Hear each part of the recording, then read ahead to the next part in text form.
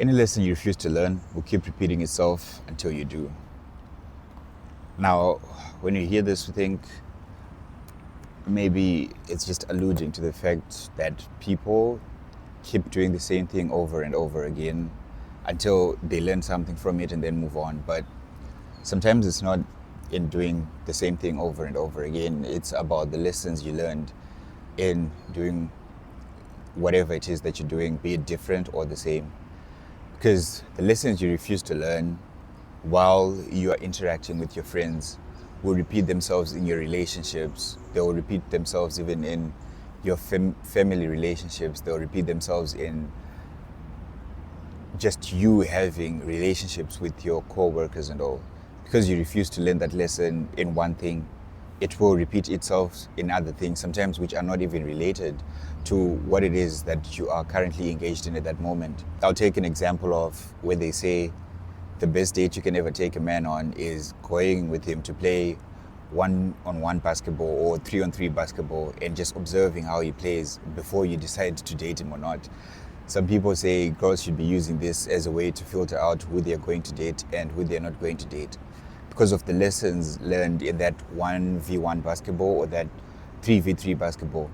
Specifically, the 3v3 basketball, I think, is the best analogy, because when you look at it, in 3v3 basketball, there is a lot that could happen, and there's also like a very few things that could happen in terms of how a person is going to be interacting with his teammates, especially if they're people who he doesn't know.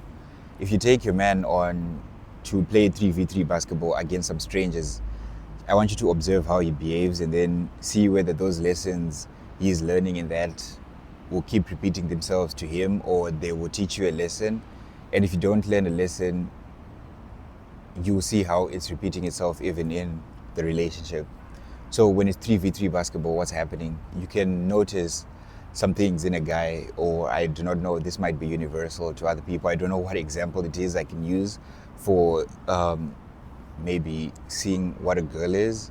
But in 3v3 basketball, there are a lot of things that are happening in terms of passing the ball, knowing when to shoot, and also seeing how it is when it comes to defense and how it is when it comes to a person taking a loss. I'll go on first with the passing game. So a person in 3v3 basketball, the goal sometimes is to get to 7 baskets first.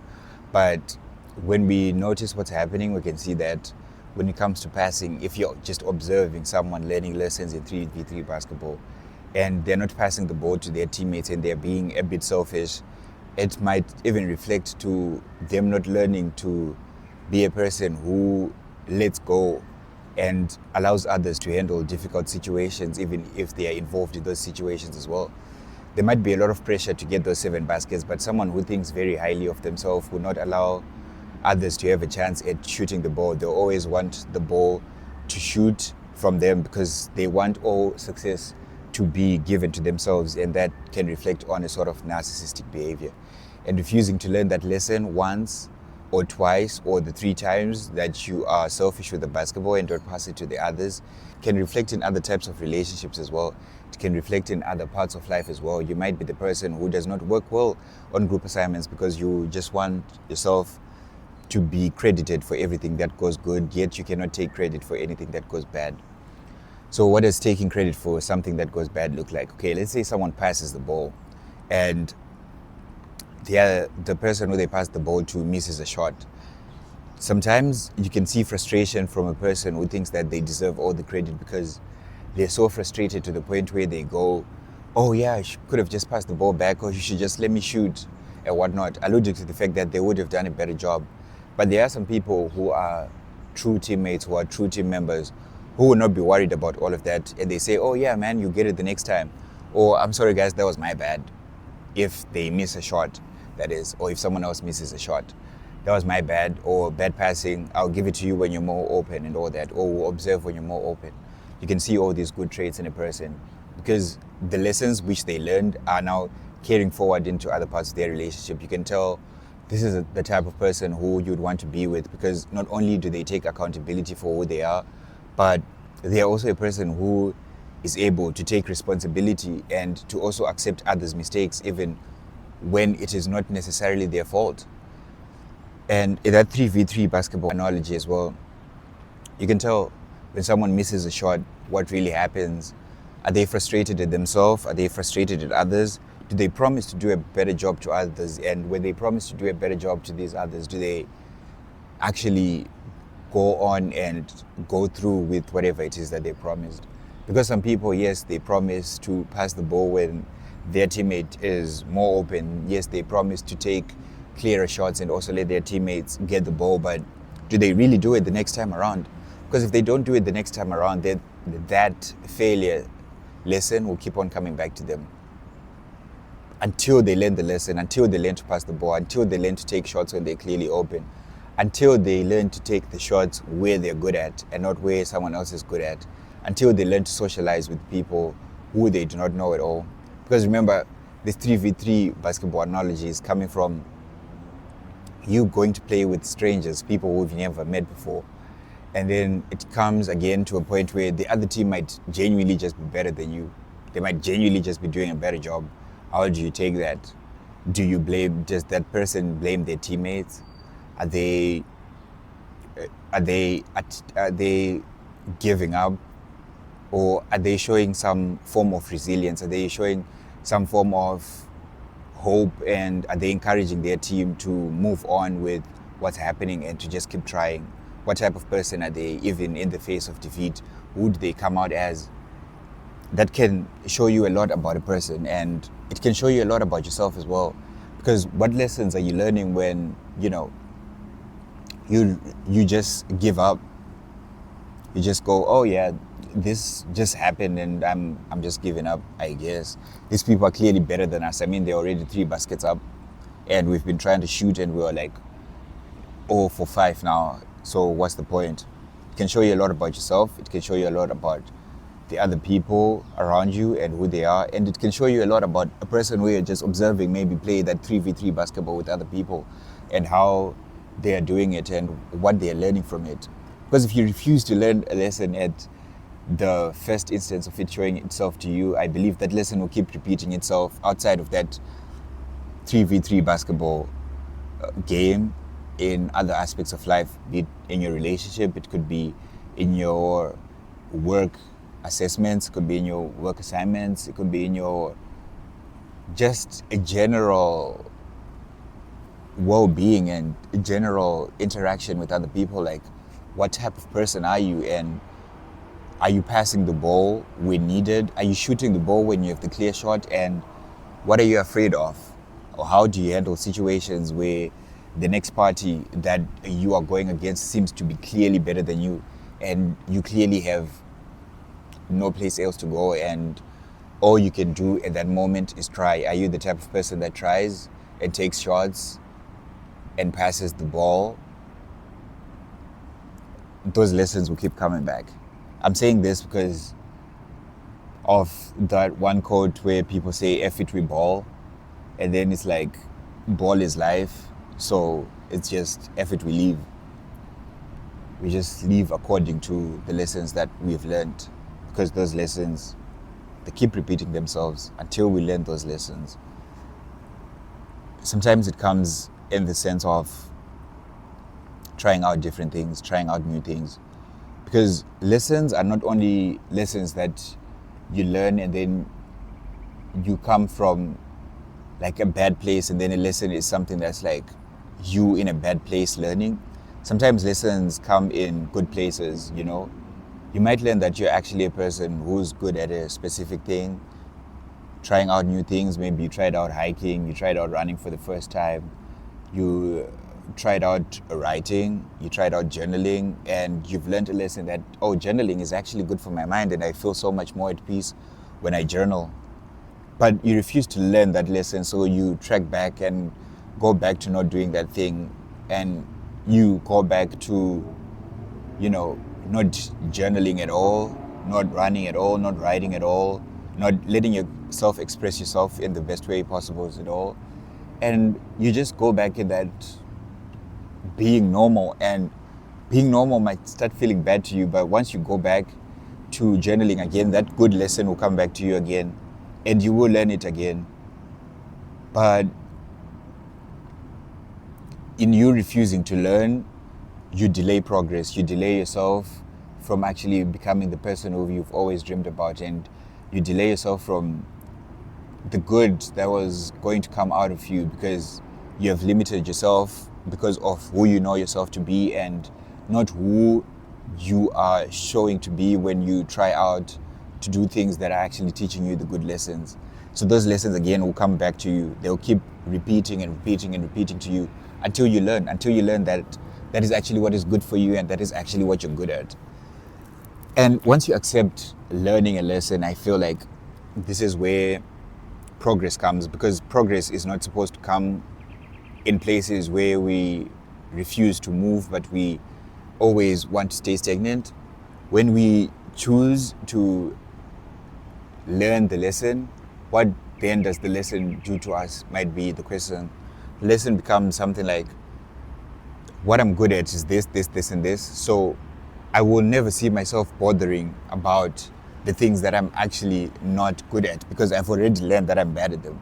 It becomes, oh, I've learned this and this about this person, and I've learned that they're a good person, they will pass the ball, and they will take accountability when they take a bad shot, but they need help in getting to that point where they know when actually to pass the ball. Because sometimes we don't know how to pass the ball until our teammates call out that they're open, and we don't know how to pass the ball until we actually just take a look up while we're still dribbling the ball, so that we don't get the ball stolen from us, and we actually just see the whole scope of the field before we pass that ball or before we take that shot.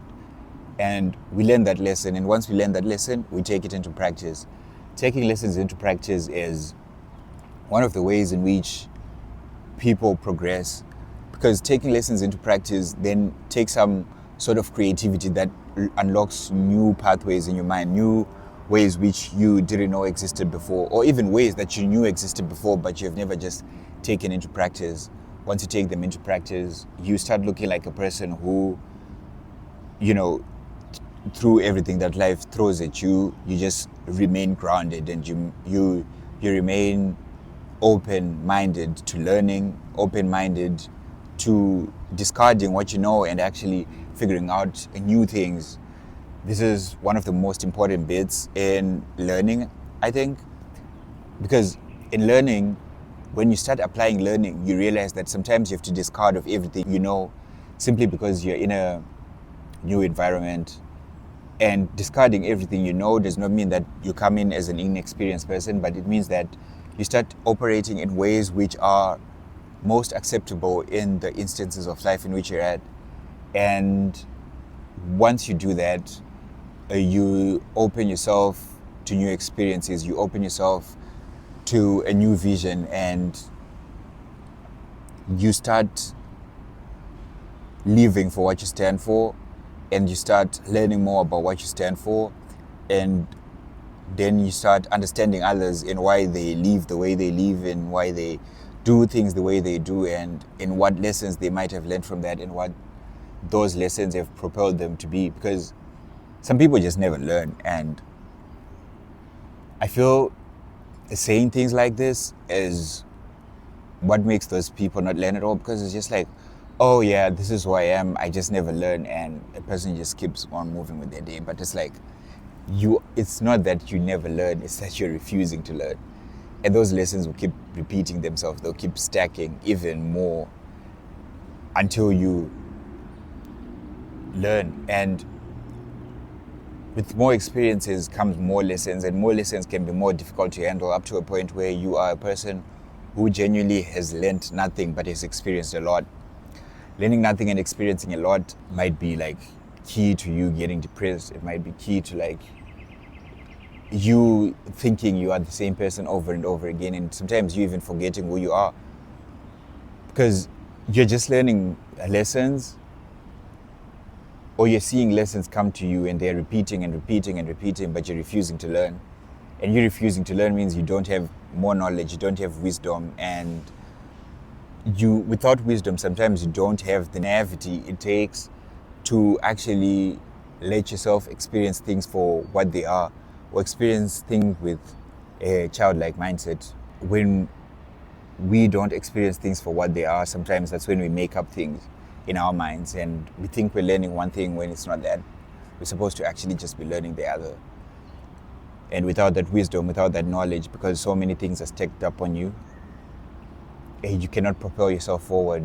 You cannot be as creative, and you cannot allow yourself to experience these new things. I've learned this a lot as well in my day-to-day life. I'm a person who prides themselves in watching and learning things, and even learning from books. Like the current book I'm reading right now is the Bourne Supremacy. And there are a lot of things that I've learned from this book, or simply things that I've skimmed through, but I've not necessarily learned. I've seen the way Jason Bourne and David Webb kind of have that contrasting character, and when one character comes and the other comes in and they are both in the same person, it's kind of astonishing how that happens. And the lessons that David Webb learned sometimes are useful to Jason Bourne, because then Jason Bourne decides to act upon those lessons and decides to accept the truth from those lessons. And it's like, there are situations where he needs to be Jason Bourne, there are situations where he needs to be David Webb.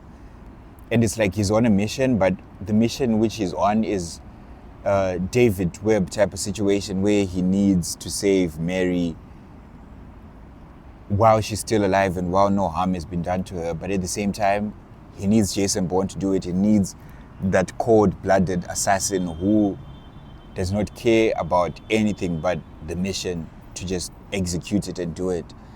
And those contrasting two have different lessons. David Webb has learned a lot of lessons on love, on being a caring type of person, on how to let go of his stress, how to let go of things that do not concern him, and how to let go of the trauma that he went through when he was Jason Bourne. But Jason Bourne has learned lessons on warfare. He has learned lessons on how to be silent, how to camouflage himself among people, how to talk to people, how to convince people to get the things that he wants, and when to take action, when to pounce on the enemy, and all of that. And these two come together and they fuse together so well. And those two characteristics, or those two personalities, fuse together well. And when he has not learned a lesson, or he refuses to learn a lesson, he fails until he comes back and learns that lesson again. There is, of course, a big failure in where he did not learn the lesson of what exactly the government was doing. And that's what he's paying for again, because they've managed to not clone him, but there's been another person killing in his name, and that's what he's suffering for in the first place. And that's where they want him to get to. So now he's learning that lesson, and he's accepting that lesson as he goes, learning things bit by bit, sometimes getting too close to a point where he's almost gotten the person, but then he doesn't. And those lessons keep coming back until he accepts the lesson. You can clearly see when Jason Bourne accepts the lesson, because then he moves on from one stage to the other, and he gets to learn a lot of things, he gets to get a lot of wisdom, and he gets to just move on, you know. So yeah, there is that. And for you, there are a lot of lessons that you're refusing to learn, I know. Anytime you feel like you've had lessons that you were supposed to learn, just go back and try to figure out what those lessons are. Because those are the ones that might be delaying progress.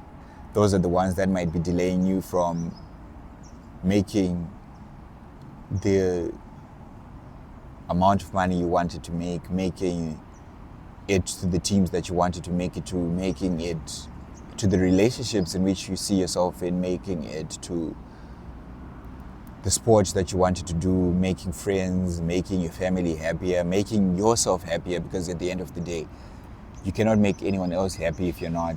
And I would refuse to accept the fact that anyone might be happy knowing that someone else was working so hard on making them happy when they themselves were not happy. And happiness comes from us accepting to learn lessons and taking these lessons for what they are and just moving on with them. That's the word of the day.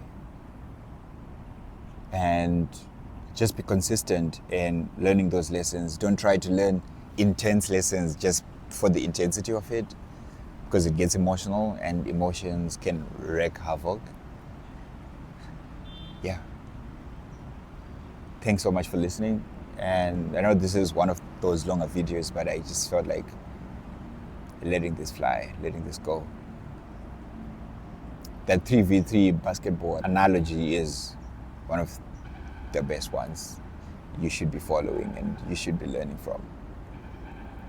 Just try it. Take someone for a 3v3 basketball match, or any other sport that has that sort of teamwork and attack and defense put into it, and just figure out the type of person they are. Figure out if you can take yourself for a 3v3 basketball match and what lessons you will learn, and whether you accept to learn those lessons and what those lessons will mean for you in victory or defeat.